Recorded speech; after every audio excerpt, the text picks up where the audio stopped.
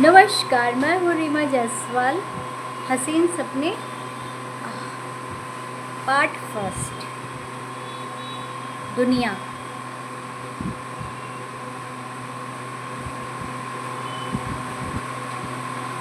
चलो मैं चलता हूँ काम पे। ठीक है बेटा, शाम को थोड़ा सा गोभी और करेला लेते आना। अरे माँ, सब्जियाँ तो बड़ी महंगी है। ठीक है, मैं फिर सिर्फ गोभी लेते आऊँगा और थोड़ा सेब भी लेते आना। अरे माँ, सेब तो बहुत महंगा है, उसे खाने की हमारी कहाँ औकात है। कोई नहीं माँ, मैं केला लेते आऊँगा। ठीक है बेटा।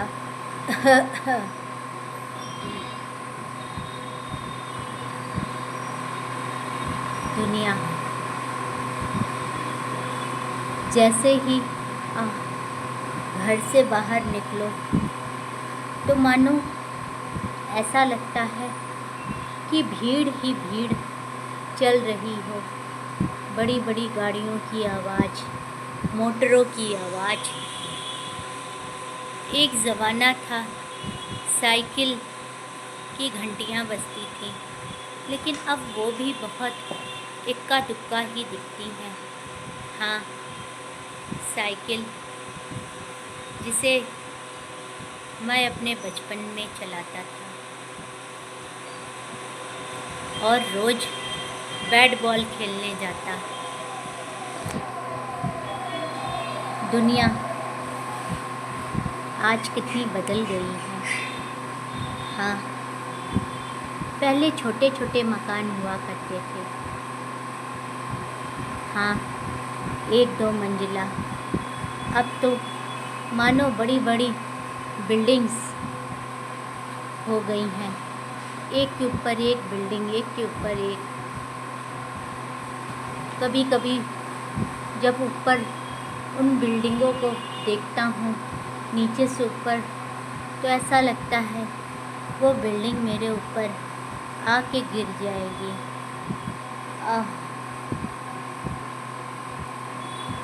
हाँ, जब पीछे देखता हूँ तो जैसे लगता है वही बिल्डिंग पीछे छूट रही हो।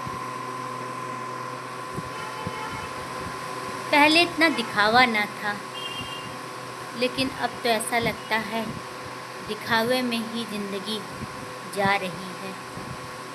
हाँ, हर आदमी दिखावे के पीछे भाग रहा है।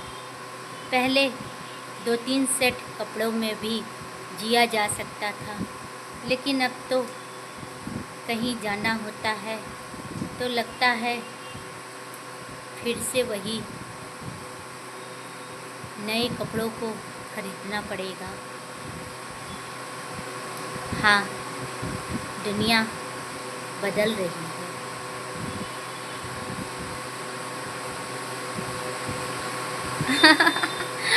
Wow, beautiful! फ्रांस कितना सुंदर है ना। हाँ, तुम्हें कैसा लगा फ्रांस गहना? मुझे बहुत अच्छा लगा, लेकिन उसके अगल बगल जो बंदूकें और बड़े बड़े मिसाइलों बमों की आवाज़ आती है, ढाई ढाई ढाई, वो मन बहुत विचित्र कर देता है। हाँ,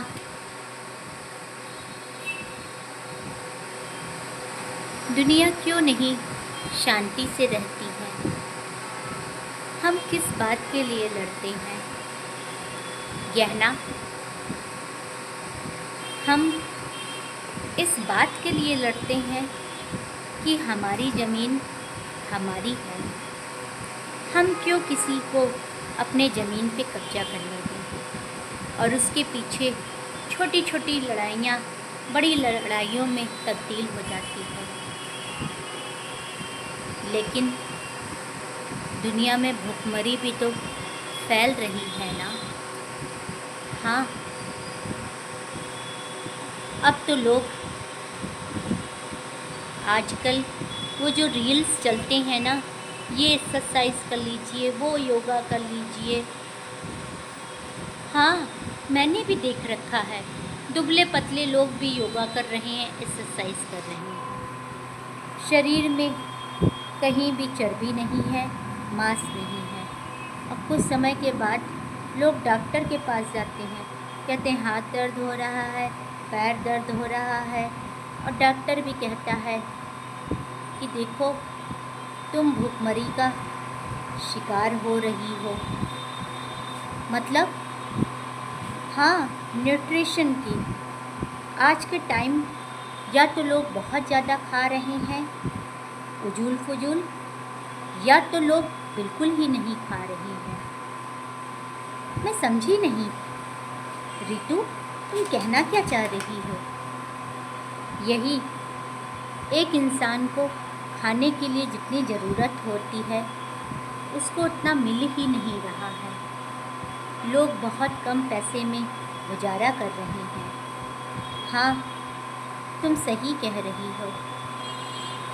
जब मैं अपने देश इंडिया में भी थी तो मैं देखती थी 8,000 की नौकरी में लोग कैसे गुजारा कर रहे हैं। जीवन बहुत ज़्यादा उनका दुखों से भर गया है। हाँ, महंगाई भी हद से ज़्यादा बढ़ गई है, सैलरी बढ़ी नहीं है, और सब चीज़ों के दाम बढ़ गए हैं। हाँ हाँ, सब चीज़ों के, दवाइयों के दाम तो आसमान छू रहे हैं, और खाने पीने के जो सामान है वो भी कहीं ना कहीं आसमान छू रही है। मैं तो यही सोचती हूँ, गरीब इंसान का क्या। हाँ, बहुत साल पहले जब मैं हॉस्पिटल गई थी तो मैंने देखा एक लड़का, उसकी माँ बहुत बीमार थी और वो रोटी लाया था अपने गांव से। हाँ, कम से कम 10-12 रोटियां थी, और वो रोटी इतनी पुरानी थी, कई दिन की बासी रोटी। वो जिस तरह से वो परिवार खा रहा था, उसको देखकर तो मेरी आत्मा इस सोच में पड़ गई, इतनी गरीबी है कि हफ्ते भर पुरानी रोटी इंसान खा रहा है। हाँ, बड़ी बड़ी बीमारियाँ, लीवर हो, कैंसर हो, बहुत बड़ी बड़ी बीमारियाँ, एक एक इंजेक्शन 5-5 हज़ार, 6-6 हज़ार, 7-7 हज़ार के आते हैं। समझ में नहीं आता है कि सरकारें करती क्या हैं। हाँ, जब मैंने देखा तो मुझे एहसास हुआ कि इनका जीवन बहुत ज़्यादा दुखों से भरा है। सोचो, एक दिन रोटी बासी हो जाती है तो हम लोग खाते नहीं हैं, और वो परिवार मानो कितना गरीब था कि हफ्ते भर पुरानी रोटी खा रहा था, दवा नहीं थी। मैं डॉक्टर का चेहरा देख रही थी। हाँ, तभी मेरा भाई एक ट्रिप्टिन बिस्किट उस आंटी को देता है और मुझे कहता है मैं दे दूँ। तो उसके बाद मैंने कहा हाँ हाँ दे दो। सोचो, मैं कोई अमीर ना थी, 22-22 घंटे, 23-23 घंटे काम करती थी। हाँ, कहीं से कोई सहारा ना था, नात रिश्तेदार भी पीछा छुड़ाकर भाग गए थे। अभी उनको अपनी संपत्ति दे दूँ तो सब चले आएंगे। हाँ, जब बुरा वक्त आता है तो अपने सबसे पहले भागते हैं। फिर क्या था, मेरा भाई रोज़ उस आंटी को एक ट्रिप्टिन बिस्किट देता था। क्या किया जाए। और घर से जो कुछ बना के लाता उसके बेटे को भी थोड़ा बहुत दे देता था, क्योंकि वो खुद भी आग से लाचार था। लेकिन मैं उस डॉक्टर का चेहरा देख रही थी। ऐसा तो था नहीं कि 70-80 हज़ार या 1 लाख रुपए सैलरी ना रही होगी सरकारी हॉस्पिटल में। डॉक्टर कहता है पैसे का इंतज़ाम करो तो कुछ हो पाएगा। मैं उस लेडी को देख रही थी और उसके मजबूर बेटे को देख रही थी। मैं किसी तरह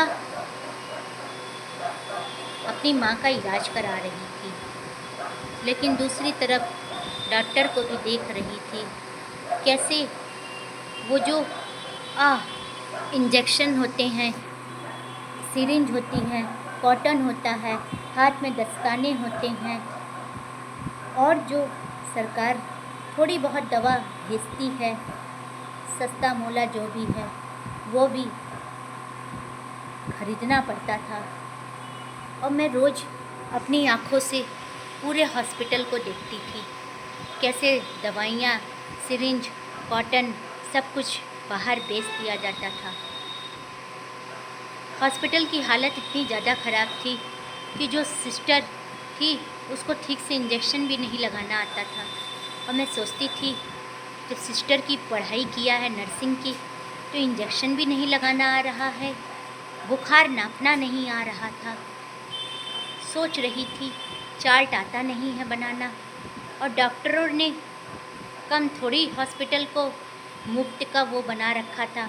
हाँ, डॉक्टर मानो जैसे लगता था नर्स हो, और नर्स मानो लगती थी डॉक्टर हो। एक दिन मुझे बहुत गुस्सा आ गया नर्स पे, क्योंकि वो मेरी माँ को इंजेक्शन लगाने में देरी कर रही थी। और मैंने कहा देखो, इंजेक्शन लगाने में देरी मत करो, तकलीफ़ बढ़ रही है। उसके बाद वो सुनी नहीं। डॉक्टर मेरे ऊपर बिगड़ गया। मन तो चाहा उस डॉक्टर का कॉलर पकड़ के उसको पूछूं, क्या तुम अपनी नौकरी के साथ गद्दारी नहीं कर रहे हो? हाँ, किसने बोला है तुम्हें इस पेशे में आने के लिए? किसी ने नहीं बोला है।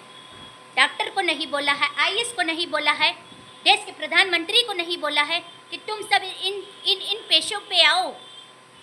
जब अपनी जिम्मेदारी तुम सब निभा नहीं पाते हो तो तुम्हें कोई ज़रूरत नहीं है, क्योंकि कहीं ना कहीं हम सब अपने पेशे के साथ गद्दारी करते हैं। 8,000 की नौकरी में भी अगर कोई बच्चा टिफ़िन नहीं लाता था तो उसको भी अपनी टिफ़िन से खाना खिलाते थे, खुद भूखे रह जाते थे, ये सोच के कि बच्चा भूखा है। हो सकता है घर में खाना ना रहा हो सकता है माँ ना दे पाई हो, बहुत से रीज़न होते हैं। बहुत गरीब घर के बच्चे भी स्कूल में पढ़ने आते हैं। लेकिन इन सब का मैं क्या करती। हाँ, माना मैं आज फ्रांस पढ़ने आई हूँ, दुनिया देख रही हूँ, और फिर यही सवाल खुद से पूछती हूँ कि यहाँ कितनी तरक्की है, हॉस्पिटल्स हैं, सब कुछ है। हमारे देश में इतना टैक्स दिया जाता है, आखिर उन टैक्स का होता क्या है?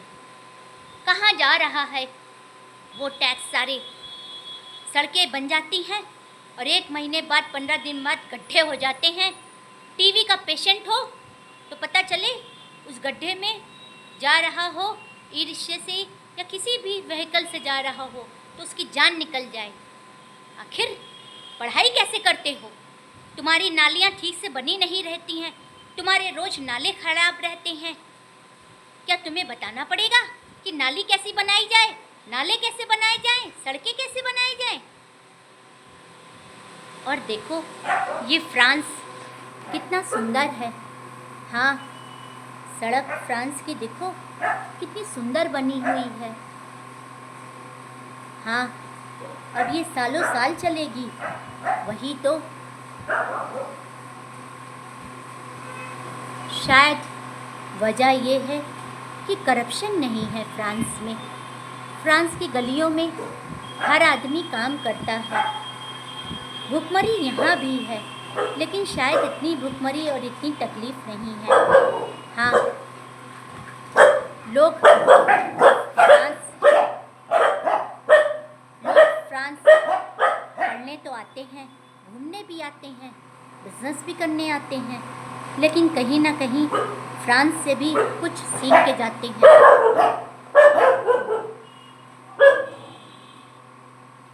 लो, मैं तो आ गया इस कारखाने में, ग्लास कारखाने में काम करने। अरे सीनू बाबू, क्या बात हो गई? बड़ी तुम्हारे माथे में चिंता की लकीरें हैं। क्या करूं, सेब खरीदना है, पैसे नहीं हैं।